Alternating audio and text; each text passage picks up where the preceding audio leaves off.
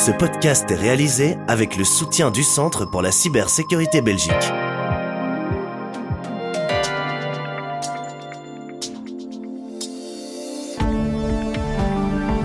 Voici Z sur 7, votre podcast quotidien. Nous sommes le 30 novembre et votre podcast aujourd'hui est animé par Jean-Pascal Ledoux. Bonjour à toutes et toutes. Aujourd'hui dans ce nouvel épisode, si le Black Friday mobilise les masses, le Local Friday à Bruxelles se distingue en appelant à favoriser les petites entreprises locales et à opter pour une consommation réfléchie et responsable. Noémie Paris-Antello, chef de projet d'Entreprendre, nous en parle. Nous, on essaye d'apporter un autre regard sur la consommation en rappelant la consommation plus responsable, locale. Philippe Aspeslag, président de l'Association des entreprises familiales, nous rappelle qu'à peine 15% des entreprises familiales survivent au-delà de la 4e génération. Beaucoup de fondateurs poussent leurs enfants ou leurs successeurs trop vite dans l'entreprise. À suivre dans cet épisode, la nouvelle navette autonome lancée par l'aéroport de Zaventem, le recul du secteur technologique, les nouvelles idées d'Elon Musk ou encore le regard d'Hamid Faljaoui sur l'intelligence artificielle. Restez bien à l'écoute. Z sur 7 à la une. Alors que le Black Friday déchaîne les foules avec ses offres promotionnelles, une initiative appelée Local Friday s'est développée à Bruxelles. Son objectif, soutenir les commerçants locaux et promouvoir une consommation plus responsable. Noémie Paris-Antello, chef de projet d'Entreprendre. On entend quand même souvent des commerçants qui rapportent des propos de la clientèle qui s'attend facilement du coup à des ristournes énormes, ce qui n'est pas possible d'un point de vue budgétaire pour les commerçants locaux. Nous, on essaye d'apporter un autre regard sur la consommation en rappelant la consommation plus responsable, locale, et en fait accentuer sur l'expérience client qu'on peut avoir chez les commerçants locaux qu'on ne retrouve pas chez des grandes enseignes. Entreprendre Bruxelles accompagne les commerçants, leur fournissant des stickers, en assurant la promotion de l'action sur les réseaux sociaux et en proposant de petits cadeaux à offrir à leur clientèle. L'intention est de sensibiliser le client à une démarche contraire à la consommation frénétique dictée par la fast fashion.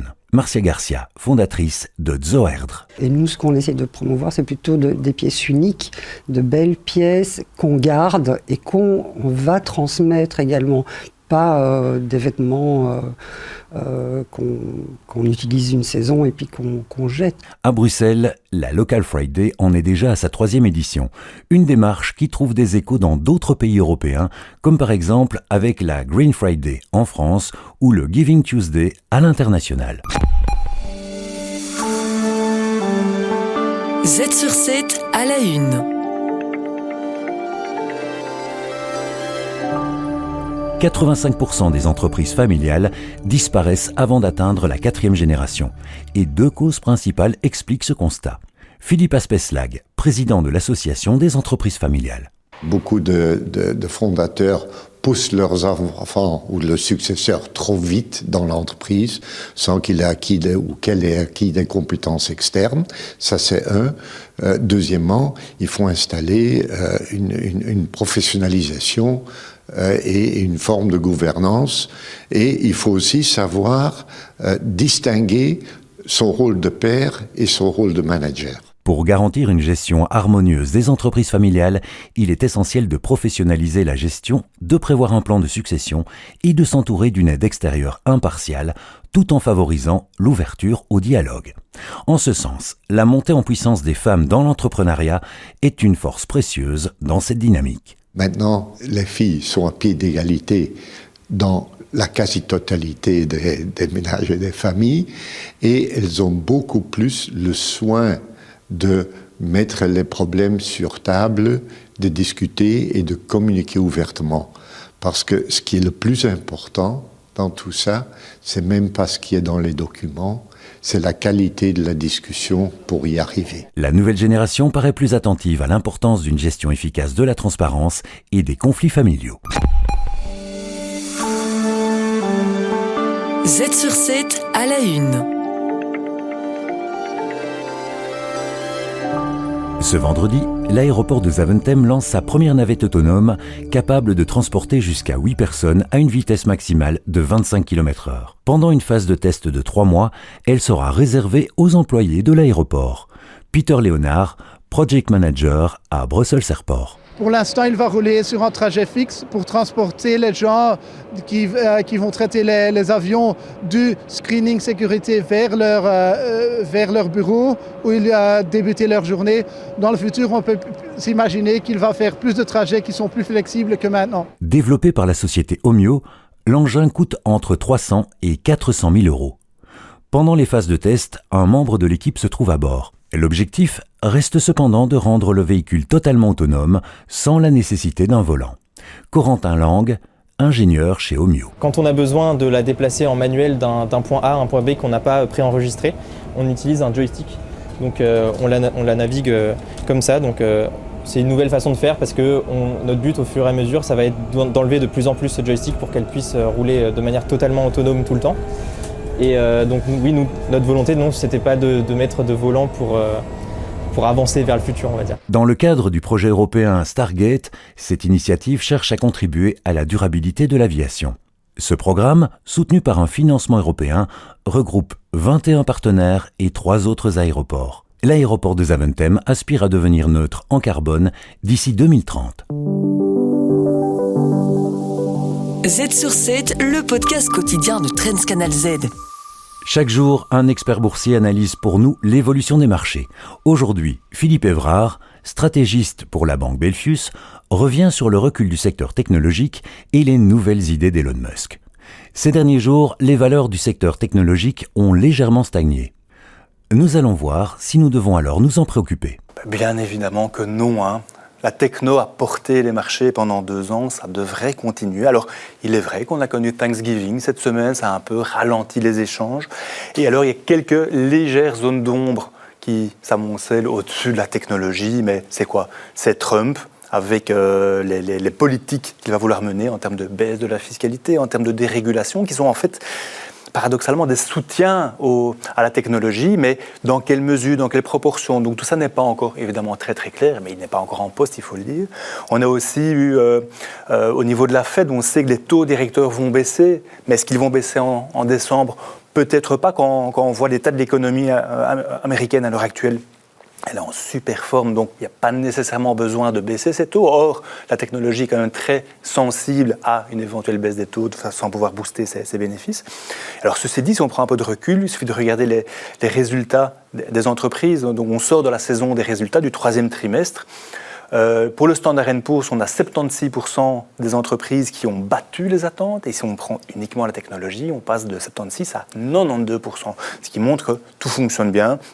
Dernier élément, on en a parlé la semaine passée, les indices PMI, les indicateurs de confiance, qui sont vraiment au beau fixe aux États-Unis. Quand vous regardez les PMI des services, donc pour la technologie, ça se passe très bien. À nouveau, Elon Musk a fait une déclaration choc en affirmant qu'il allait révolutionner l'industrie du jeu vidéo.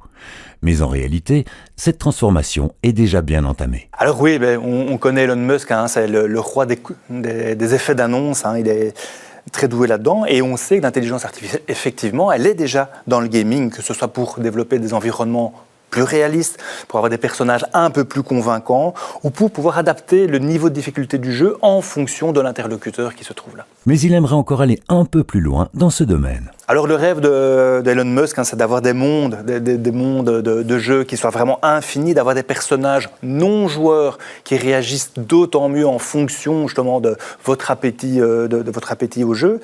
Par contre, il y a une réalité, et Musk est bien au courant de ça, c'est que les consoles actuelles ont leurs propres limites. Et il sait que l'intelligence artificielle, qui est en plein développement, Amit Faljaoui en a parlé, va pouvoir justement offrir beaucoup plus de possibilités, mais il va falloir un certain temps pour que ces consoles aillent de plus en plus loin en termes de créativité, etc. Donc c'est vraiment un super support qu'il apporte à toute la chaîne des semi-conducteurs et Nvidia en tête.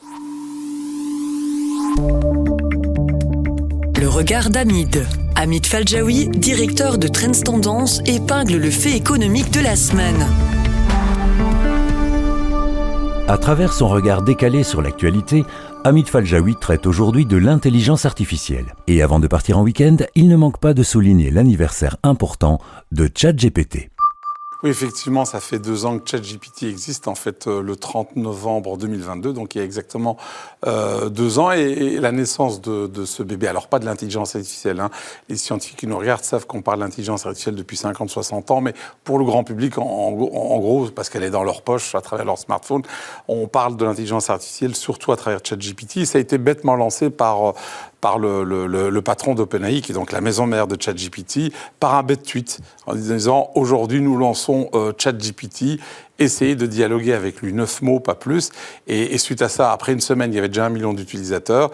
Et aujourd'hui, 2 ans après, il y a 250 millions d'utilisateurs. C'est énorme, c'est une croissance exponentielle. Ils avaient démarré à l'époque aussi, OpenAI, donc la maison mère avait été valorisée 29 milliards. Aujourd'hui, en tout cas en septembre dernier, elle a été valorisée 160 milliards. Et c'est extrêmement intéressant parce qu'on sait que ChatGPT, enfin on le sait, tout le monde ne le sait pas, mais il y a 110 concurrents qui prétendent faire plus ou moins la même chose que ChatGPT. Et peu de gens le savent parce qu'effectivement, on connaît un petit peu Anthropic de Google, un petit peu Mistral AI, l'équivalent français. Et c'est vrai que dans le business, on dit toujours qu'il ne faut pas être le pionnier ni le bon dernier. Le bon dernier, il arrive trop tard dans le marché. Et le pionnier, il se viande pour les autres. Mais ici, visiblement, il y a une prime pour le pionnier. Après 2 ans de bouleversements et d'inquiétudes liés à l'intelligence artificielle, quel bilan pouvons-nous dresser ? D'abord, il est quand même positif parce qu'effectivement, il y a des aspects négatifs, on en parlera certainement, mais il y a d'abord des aspects positifs. C'est vrai, et d'ailleurs, la bourse l'a reconnu, puisque... Je caricature, vous allez avoir un expert boursier qui va me succéder dans quelques instants, mais à l'époque, les 2 dernières années, à la limite, vous ajoutiez les 2 lettres IA à une société, notamment à Wall Street, pour qu'elle fasse des bonds de kangourou, si je puis dire. Et donc, on l'a vu avec Nvidia, qui est une entreprise très solide et qui existe depuis des années, qui est devenue maintenant la première capitalisation. Enfin, des fois, elle est concurrencée par Apple, ça se joue à quelques millimètres près. Enfin, ici, on parle plutôt de 3 000 milliards quand même de dollars de capitalisation. Mais donc, il y a des aspects positifs parce que la ChatGPT et ses petits frères et ses petites sœurs ont dopé notre productivité. Je suis sûr que vous l'utilisez tous les jours, en tout cas moi certainement. Je dirais que ça a permis aussi d'offrir une forme d'innovation à des PME et des TPE qui ne pouvaient pas se le procurer, ou permettre même à des freelances de pouvoir challenger des consultants, ou au contraire, certaines grandes entreprises peut-être de diminuer les frais de consultants, ou alors les mettre sur des missions à très forte valeur ajoutée. Donc tout ça a été d'ailleurs calculé par McKinsey, qui estime que l'intelligence artificielle pourrait faire augmenter le PIB mondial à horizon 2030, donc demain, de 4 à 7%, donc c'est pas mal. Après, et aussi les barrières linguistiques, puisque ChatGPT parle toutes les langues ou s'exprime dans toutes les langues, donc c'est vrai que si je suis une PME, ça m'ouvre des marchés que je n'avais pas auparavant. Donc ça, c'est le bilan, on va dire, globalement positif. À côté de ça, effectivement, il y a des aspects négatifs, éventuellement des suppressions d'emplois. On parle de 300 millions à horizon aussi de 2030, ou les hallucinations, parce qu'elles continuent...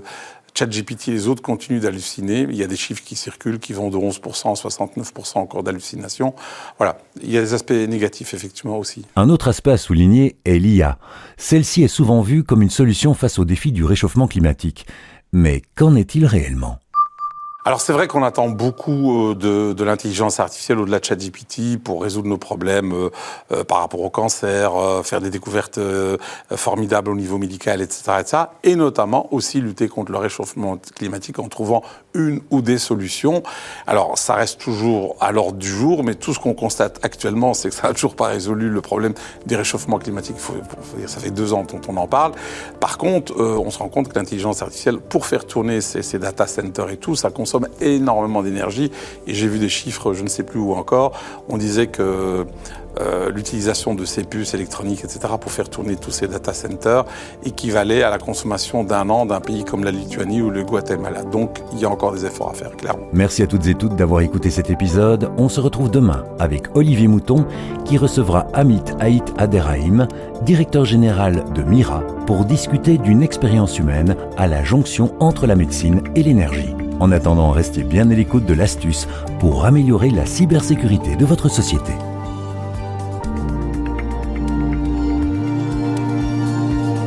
Z sur 7, le podcast quotidien de Trends Canal Z.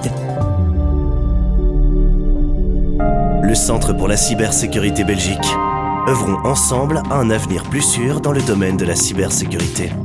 Bienvenue à la Minute Cybersécurité. Je m'appelle Phédra et aujourd'hui je vais vous parler des ransomware, qui sont peut-être la plus grande menace cyber pour votre organisation.